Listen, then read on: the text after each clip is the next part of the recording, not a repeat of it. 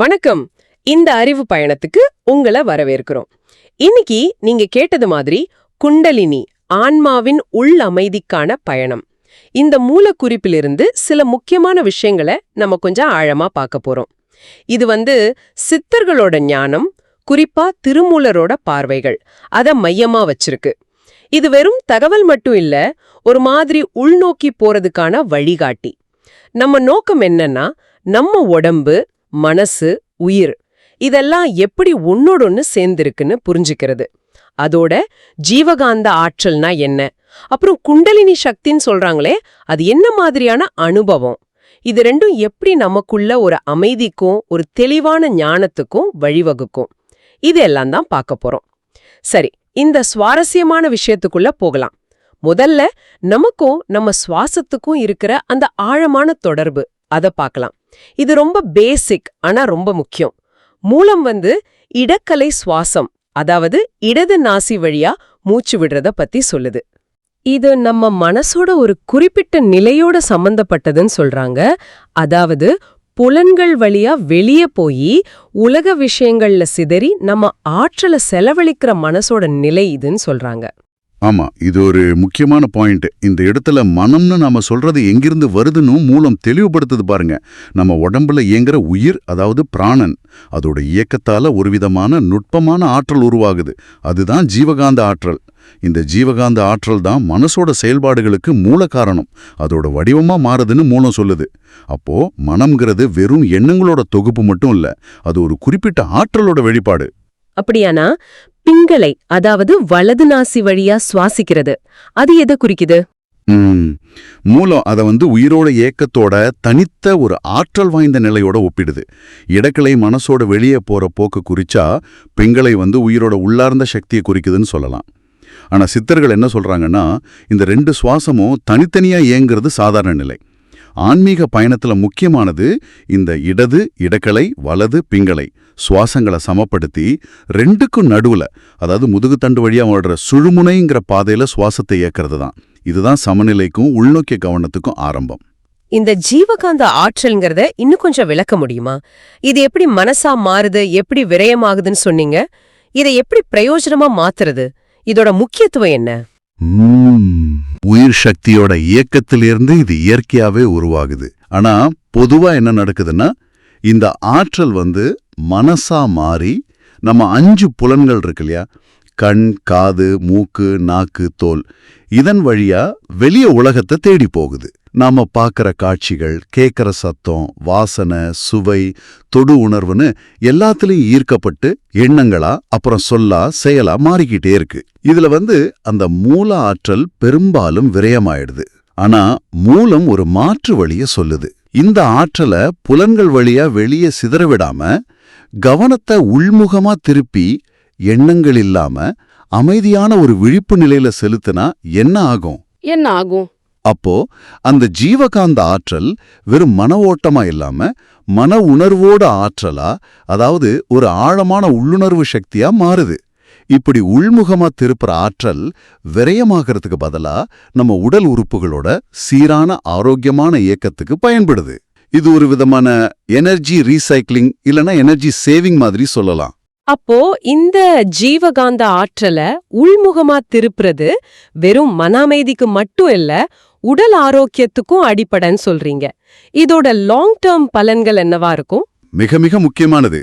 Long டேர்ம்ல பார்த்தா, இப்படி ஆற்றலை உள்ள திருப்புனா நம்ம உயிரோட அறிவு, அதாவது வெறும் புத்திசாலித்தனம் இல்ல, உள்ளார்ந்த பிரக்ஞா, உயிரறிவு, அது பக்குவமாகுது. இதனால உயிரோட இயக்கத்திலேயே ஒரு நிதானம், ஒரு ஆழமான அமைதி இயல்பாவே உருவாகுது. இது மன அழுத்தத்தை குறைக்கிறதோட மட்டும் இல்லாம நம்ம உடம்போட நோய் எதிர்ப்பு சக்திக்கும் ஒரு வலுவான அடித்தளமா அமையுது. அன்பு, கருணை, சகிப்புத்தன்மை, மன அமைதி போன்ற நல்ல குணங்கள் தற்காலிகமா இல்லாம நம்ம இயல்பாவே மாற இது உதவுது. ஒருபடி மேல போய் மூலம் என்ன சொல்லுதுன்னா, இந்த ஜீவகாந்த ஆற்றல் உடம்புல சேமிக்கப்பட்டு அதோட தரம் உயரும்போது அது சூரியகாந்த மாதிரி ஒளிரும் தன்மை பெறுது. சூரியகாந்தமா? காந்த மாதிரியா? அது என்ன செய்யும்? ஆமா, ஒரு மாதிரி ஒளிரும் காந்த சக்தி அப்படின்னு நினைச்சுக்கலாம். இந்த நிலை இன்னும் தீவிரமாகும் போது அதுவே ஆத்ம ஒளியா, அதாவது ஆன்மாவோட ஒளியா நம்ம உடல், மனம், உயிர் மூணுலயும் பிரகாசிக்க தொடங்குது. இது ஒரு விதமான உள்ளார்ந்த பிரகாசம். ஆத்ம ஒளி. இது கேக்குறதுக்கே ஒரு மாதிரி தெய்வீகமா இருக்கு. இந்த ஒளி அறியாமைங்கிற இருட்ட போக்குமா? பயம், பதட்டம் இதுக்கெல்லாம் என்ன ஆகும்? நிச்சயமா மூலம் அதுதான் வலியுறுத்துது. இந்த ஆத்ம ஒளிங்கிறது நம்மள புடிச்சிருக்கிற அறியாமைங்கிற இருட்ட, அதாவது பயம், பதட்டம், மன உளைச்சல், உடல் வலி, நோய் பத்தின கவலை, மரண பயம்னு எல்லா விதமான துன்பத்துக்கும் காரணமா இருக்கிற அடிப்படை அறியாமை இருட்ட விரட்டுற சக்தி கொண்டதுன்னு சொல்றாங்க. சூரியன் வந்ததும் இருத்து போற மாதிரி இந்த ஆத்ம ஒளி பிரகாசிக்கும் போது அறிவுக்கு தெளிவு பிறக்குது. இதுவே ஞானத்தை நோக்கிய அமைதியான ஆனந்தமான பயணத்துக்கு நம்மள கூட்டிட்டு போற வழிகாட்டியா அமையும். இந்த இடத்துலதான் குண்டலினி சக்திங்கிற ரொம்ப பேர் கேள்விப்பட்ட, அதே சமயம் நிறைய பேருக்கு புதிரா இருக்கிற விஷயம் வருதுன்னு நினைக்கிறேன். திருமூலர் இதை எப்படி வளர்க்கறாரு? இது புரிஞ்சுக்க கஷ்டமானதா? இல்ல ஆச்சரியமா இருக்கிற மாதிரி திருமூலர் ரொம்ப எளிமையான ஆனா சக்தி வாய்ந்த ஒரு உவமை மூலமா இதை விளக்குறாரு. இது புரிஞ்சுக்கிறது கஷ்டம் இல்ல. காட்டுல 2 மூங்கில் மரம் ரொம்ப நெருக்கமா இருக்குன்னு கற்பனை பண்ணிக்கோங்க. நல்ல காத்தடிக்கும் போது அந்த மரங்கள் ஒன்னோட ஒன்னு உராயுது. தொடர்ந்து உரசும் போது முதல்ல லேசான சூடு உண்டாகுது. உராய்வு அதிகமாக அதிகமாக அந்த சூடு தீப்பொறியா மாறுது.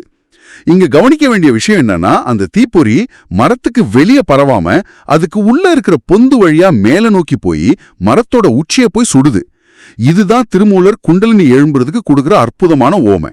ஓ, இது ரொம்ப தெளிவா இருக்கு. அப்போ நம்ம முன்னாடி பேசின இடக்கலை, பிங்களை ரெண்டையும் மூச்சு பயிற்சி இல்ல தியானம் மூலமா சமப்படுத்தி சுழுமுனை பாதையில செலுத்த முயற்சிக்கும் போது அதுதான் அந்த உராய்வா? சரியா புரிஞ்சுக்கிட்டீங்க. அந்த முயற்சி தான் மூங்கில்களோட உராய்வு மாதிரி. அப்படி நாம சுவாசத்தை சமப்படுத்தி உள்முகமா சுழுமுனையில செலுத்த முயற்சிக்கும் போது நம்ம முதுகுத்தண்டோட அடிப்பகுதியில இருக்கிற மூலாதாரங்கிற சக்தி மையத்துல ஒருவிதமான அதிர்வு அல்லது உணர்வு தூண்டப்படுது. அங்கதான் குண்டலினி சக்தி ஒரு மாதிரி தூங்குற நிலையில இருக்குன்னு சித்தர்கள் சொல்றாங்க. இந்த சுவாச முயற்சியால அந்த தூங்கிட்டு இருக்கிற குண்டலினி சக்தியோட நெருப்பு அக்னி ஒரு சுடர் மாதிரி ஒளி விட்டு மேல நோக்கி எழத் தொடங்குதுன்னு திருமூலர் சொல்றாரு. இதுதான் குண்டலினி விழிப்பு அல்லது எழுச்சி. இது கேட்கறதுக்கே ஒரு சக்தி வாய்ந்த அனுபவமா தெரியுது. சரி, இந்த குண்டலினி அக்னி இப்படி சுடர் விட்டு எரியற நிலை ஒருத்தருக்கு கிடைச்சிட்டா அது அப்படியே நீடிக்குமா? இல்ல அடுத்த கட்டம் என்ன? இது ஒரு தொடர் செயல்முறை. இந்த விழிப்பு நிலையில ஒருத்தர் நிலைச்சு நிக்க பழகும்போது அதுல ஒரு ஸ்திரத்தன்மை, ஒரு உறுதி வருது. அப்போ நாம முன்னாடி பேசின ஜீவகாந்த ஆற்றல் இன்னும் செறிவாகி அதோட அழுத்தம் அதிகமாகுது. இந்த அதிகமான ஆற்றலோட துணையோட மூலாதாரத்துல விழிச்சு எழுந்த அந்த உயிர் இயக்க உணர்வு மனசோட ஒருமுகப்பட்ட கவனத்தோட அந்த சுழுமுனை நாடி வழியா மெதுமா மேல ஏறத் தொடங்குது. மேலன்னா எங்க வரைக்கும் இந்த சக்தி போகும்? ஏதாவது குறிப்பிட்ட நிலைகள் இருக்குதா? ஆமா, இது ஒரு படிப்படியான மேல் நோக்கிய பயணம். மூலம் இதை தெளிவா சொல்லுது. மூலாதாரத்துல தொடங்கி அதுக்கு மேல இருக்கிற சுவாதிஷ்டானம், மணிப்பூரகம், அநாகதம், விஷுத்தி, ஆக்ஞான்னு சொல்லப்படுற 6 முக்கிய சக்தி மையங்கள் அல்லது ஆதாரங்களை கடந்து இது ஒவ்வொன்றும் உடம்புலையும் மனசுலையும் வேற வேற செயல்பாடுகளோட தொடர்புடையதாக கருதப்படுது. இறுதியா உச்சந்தலையில இருக்கிற சகசிராரம் அல்லது துரியங்கிற நிலையை சென்றடையும். இதுதான் குண்டலினி சக்தியோட முழுமையான எழுச்சி பயணம். மூலாதாரத்துல தொடங்கி துரியம் வரைக்கும் பரவுறது. இந்த பயணம் மூலாதாரத்திலிருந்து துரியம் வரைக்கும் குண்டலினி சக்தி பரவுறது கேட்கறதுக்கு ரொம்ப உயர்வானதா இருக்கு. ஆனா இந்த பயணம் எல்லாருக்கும் சுலபமா நடக்குமா? இதுக்கு தயாராகிறதுக்கு திருமூலர் ஏதாவது குறிப்பிட்ட வாழ்க்கை நெறிமுறைகள், வழிகாட்டுதல்கள் தர்றாரா? ஆமா, கண்டிப்பா. திருமூலர் வெறும் தத்துவத்தை மட்டும் சொல்லல, அதுக்கான நடைமுறை வழிகளையும் சொல்றாரு. அவர் சொல்ற நெறிமுறைகள் பார்க்க ரொம்ப சிம்பிளா தெரியலாம், ஆனா அவர் ரொம்ப ரொம்ப அடிப்படை சக்தி வாய்ந்ததுன்னு சொல்றாரு. அதுல முதன்மையானது, முக்கியமானது என்னன்னா, இந்த பயணத்துக்கு நம்ம பயன்படுத்துற கருவியான நம்ம உடம்பையும் அந்த கருவியை இயக்குற மனசையும் ஒரு கோயில் மாதிரி புனிதமா பார்க்கணும். அவைகளை தூய்மையா ஆரோக்கியமா பேணி பாதுகாக்கணுங்கிறதா முதல் படி. இதுக்குதான் அவர் அதிக முக்கியத்துவம் தர்றாரு. உடம்பையும் மனசையும் கோயில் மாதிரி பாதுகாக்கிறது, இது கேட்க அழகா இருக்கு. ஆனா நடைமுறையில இதை எப்படி செய்யறது? அதுக்கு வழிமுறைகள் என்ன? அதுக்கும் திருமூலர் ரொம்ப தெளிவான நடைமுறைக்கு ஏத்த ஒரு வழிய சொல்றாரு. 5 அளவு முறைன்னு அதை சொல்லலாம். அதாவது உணவு, உறக்கம், உழைப்பு இல்ல அன்றாட செயல்பாடுகள், உடலுறவு மற்றும் எண்ணம். இது 5 விஷயத்திலையும் ஒரு அளவோட ஒரு ஒழுங்குமுறையை கடைப்பிடிக்கிறது அவசியங்கிறாரு. ஏன்னா இதுல அளவு மீறும்போது அது நம்ம ஜீவகாந்த ஆற்றலை வீணாக்கி மனசை அலைய விட்டு உள்முக பயணத்துக்கு தடையா இருக்கும். உதாரணமா, ஜாஸ்தி சாப்பாடு ஆற்றலை சிதறடிக்கும். அதே சமயம் மிதமான சத்தான சாப்பாடு ஆற்றலை பாதுகாக்கும். போதுமான தூக்கம் உடம்புக்கும் மனசுக்கும் புத்துணர்ச்சி தரும். அளவுக்கு மீறின தூக்கம் மந்தமாக்கிடும். இப்படி ஒவ்வொன்றிலையும் சமநிலையை கடைப்பிடிக்கிறது உடம்பையும் மனசையும் தூய்மையா வச்சுக்க உதவும். இந்த ஒழுக்கம்தான் உயிரோட இயக்க உணர்வானது தடையில்லாம சுழ்முனை வழியா மேல போய் துரிய நிலையை அடைய உறுதுணையா இருக்குன்னு சொல்றாரு. ஆஹா, ஒழுக்கமான வாழ்க்கை முறைங்கிறது வெறும் சமூக நெறி மட்டும் இல்ல, அது குண்டலினி பயணத்துக்கான அடிப்படை தகுதியும் கூட. சரி, இந்த பயணத்தோட கடைசி பலன் என்ன? ஒருவேளை ஒருத்தர் இந்த ஒழுக்கத்தை கடைபிடிச்சு குண்டலினி சக்திய துரியம் வரைக்கும் கொண்டு போயிட்டா அதோட விளைவு என்னவா இருக்கும்? இந்த பயணத்தோட மிக முக்கியமான ஆழமான பலன் என்னன்னா, மனுஷனை பிறவி சுழற்சியில சிக்க வைக்கிற, வாழ்க்கையில நாம அனுபவிக்கிற இன்ப துன்பங்களுக்கு அடிப்படை காரணமா இருக்கிற 3 முக்கிய தடைகளை நீக்கிறது தான். அவங்கள மூலம் மும்மலங்கள்னு குறிப்பிடுது. ஆணவம், நான், எனதுங்கிற கர்வம், தன்னை முன்னிறுத்துற தன்மை, கண்மம், செயல் மற்றும் அதோட விளைவுகளோட சுழற்சி, வினைப்பயன், அப்புறம் மாயை, உலக பொருட்களோட நிலையற்ற தன்மையை உணராம அது மேல கொள்ற அதீத பற்று, மயக்கம். இந்த மும்மலங்களை நீக்கிற வேலை இந்த பயணத்துல படிப்படியா நடக்கும். ஆனா இங்க ஒரு முக்கியமான நுட்பத்தை மூலம் சொல்லுது. என்னது? இந்த மும்மலங்கள் ரொம்ப ஆழமா வேலூன்றி இருக்கு. இத நம்ம தனிப்பட்ட முயற்சியால மட்டுமே முழுசா நீக்கிட முடியாதுங்கிறதா அந்த நுட்பம். நம்ம முயற்சி தேவை, ஒழுக்கம் தேவை, பயிற்சி தேவை. ஆனா அது மட்டும் பத்தாது. அப்படியானா இந்த மும்மலங்கள் முழுசா எப்படி நீங்கும்? வேற யாரோட இல்ல எதனோட உதவி தேவை? இங்கதான் இறையாற்றலோட இல்லனா பிரபஞ்ச சக்தியோட கருணை உள்ள வருது. நம்மகிட்ட நம்மள சுத்தி இந்த பிரபஞ்சம் முழுக்க இயற்கையாவே இயங்கிட்டு இருக்கிற அந்த பேரருள், அந்த இறையாற்றல் ஒரு தாயோட கருணையோட நம்மள அணுகுன்னு திருமூலர் சொல்றாரு. நம்ம முயற்சியையும் பக்குவத்தையும் பார்த்து அதுவே நம்மள பாதுகாத்து பராமரிச்சு இந்த மும்மலங்களை வேரோட நீக்கிற வேலைய தானே செய்யற மாதிரி உருமாறும்னு மூலம் அழகா சொல்லுது. அதாவது நம்ம முயற்சியும் பயிற்சியும் அந்த இறையருளை ஈர்க்கிற கருவியா மாறுது. அந்த இயற்கை அன்னையோட அந்த பேரருளோட அன்பும் அரவணைப்பு தான் கடைசியா நம்ம ஆன்மாவை முழுமையான அமைதியில நிலைக்க வச்சு தெளிவான விளைவறிந்த ஒரு விழிப்புணர்வா மலக செய்யும். இது ஒரு கூட்டு முயற்சி மாதிரி. இது ரொம்ப ஆழமான கருத்து. நம்ம முயற்சியும் இறையருளும் சேரும் பொழுதுதான் முழுமை கிடைக்குது. ஆக இந்த நீண்ட சவாலான ஆனா மேன்மையான பயணத்தோட இறுதியில கிடைக்கிறது ஆழ்ந்த அமைதியும் விழிப்புணர்வும் தானா? இதுதான் உச்சக்கட்ட நிலையா? ஆமாம், அதுதான். அந்த ஆன்ம அமைதிங்கிறது வெறும் சலனமில்லாத நிலை இல்ல. அது உயிர் அறிவோட ஒளியா பிரகாசமா வெளிப்படும். அந்த ஒளி தயவுங்கிற ஒரு மேன்மையான தெய்வீகமான உணர்வா நம்ம உள்ள நிறைஞ்சு வழியும். தயவுங்கிறத எப்படி விளக்கிறது?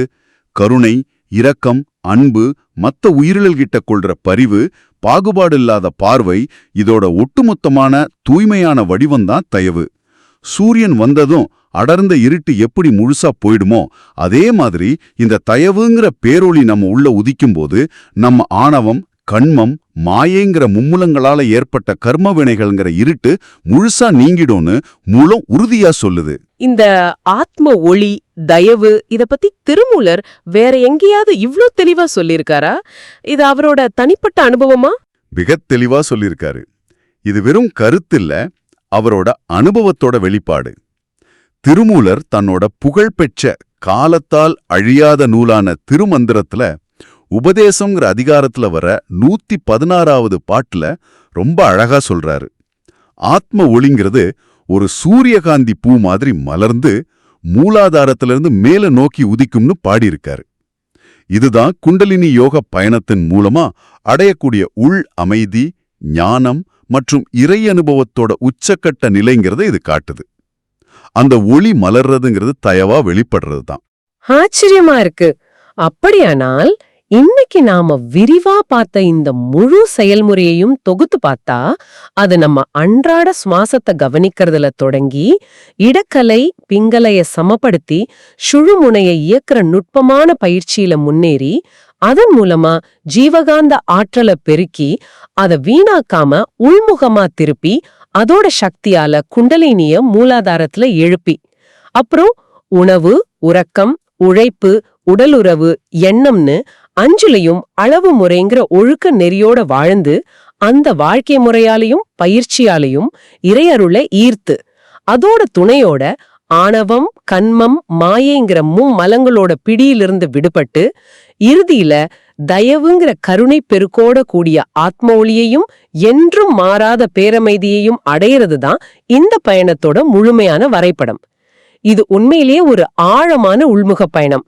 இன்னைக்கு நாம இடக்கலை, பிங்கலை, சுழுமுனை சுவாசங்களோட அடிப்படை இயல்பு, ஜீவகாந்த ஆற்றல் எப்படி உருவாகுது, அதோட முக்கியத்துவம் என்ன, எப்படி அதை பெருக்கிறது, எப்படி அது மனசா மாறுது, என்ன அது நீங்கிறதுல நம்ம முயற்சி மற்றும் இறையருளோட பங்கு, மற்றும் இறுதியில தயவுங்கிற உன்னத உணர்வு மூலமா ஆத்ம ஒளியையும் பூரண அமைதியும் அடையறத பத்தியும் மிக விரிவா பார்த்தோம். இங்க ரொம்ப சுவாரஸ்யமான விஷயம் என்னன்னா, இந்த கருத்துக்கள் எல்லாம் சுவாசம், ஆற்றல், ஒழுக்கம், விழிப்புணர்வு, கருணை, இறையருள் இது எல்லாம் தனித்தனியான விஷயங்கள் இல்ல.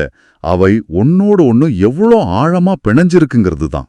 சாதாரணமா நம்ம சுவாசத்தை ஒழுங்குபடுத்துறதுல தொடங்குற ஒரு பயிற்சி, அது எப்படி படிப்படியா நம்ம உடல், மனம், உயிர் மூணையும் தூய்மைப்படுத்தி, செம்மைப்படுத்தி, கடைசியில ஆன்மீக விழிப்புணர்வுக்கும் உள்ளார்ந்த பூரண அமைதிக்கும் கருணை நிறைஞ்ச வாழ்க்கைக்கும் வழிவகுக்குதுங்கிறத இந்த மூலம் மிக அழகா ஒரு வரைபடம் மாதிரி காட்டுது. இது வெறும் தத்துவமா மட்டும் இல்லாம பின்பற்றதுக்கு ஒரு நடைமுறை பாதையாவும் இருக்கிறது இதோட தனிச்சிறப்பு. இந்த ஆழமான சிந்தனையை தூண்டுற கருத்துக்களை கேட்ட பிறத உங்களுக்காக ஒரு சிந்தனை இல்ல ஒரு கேள்வி நீங்களே உங்களுக்குள்ள கேட்டுக்க வேண்டிய ஒண்ணு. மூலம் குறிப்பிடுற இந்த தயவுங்கிற உணர்வு, அதாவது ஆத்ம ஒளியோட வெளிப்பாடா, உயிர் அறிவோட மலர்ச்சியா, மும்மலங்கள் நீங்கினதோட விளைவா சொல்லப்படுற அந்த பரிவு, கருணை, அன்பு நிறைஞ்ச நிலை உங்க அன்றாட வாழ்க்கையில, உங்க எண்ணங்கள்ல, உங்க வார்த்தைகள்ல, மத்தவங்களோட உங்க செயல்கள்ல, உறவுகள்ல எப்படி பிரதிபலிக்குது? ஒருவேளை அது குறைவா இருந்தா இந்த பண்பை நீங்க எப்படி உணர்வு பூர்வமா வளர்த்துக்க முடியும்? இல்ல இதை அடையறதுக்கு மூலம் சொல்ற வழிகள்ல எதை நீங்க முயற்சி பண்ணி பார்க்க விரும்புறீங்க? இது நீங்களே உங்களுக்குள்ள ஆழமா ஆராய்ஞ்சு பார்க்க வேண்டிய, ஒருவேளை தியானிக்க வேண்டிய ஒரு விஷயம். இந்த விரிவான அறிவு பகிர்வுல எங்களோட பயணிச்ச உங்களுக்கும் இந்த ஞானத்தை நமக்கு வழங்கின மூலத்துக்கும் எங்க மனமார்ந்த நன்றி. மீண்டும் சந்திப்போம்.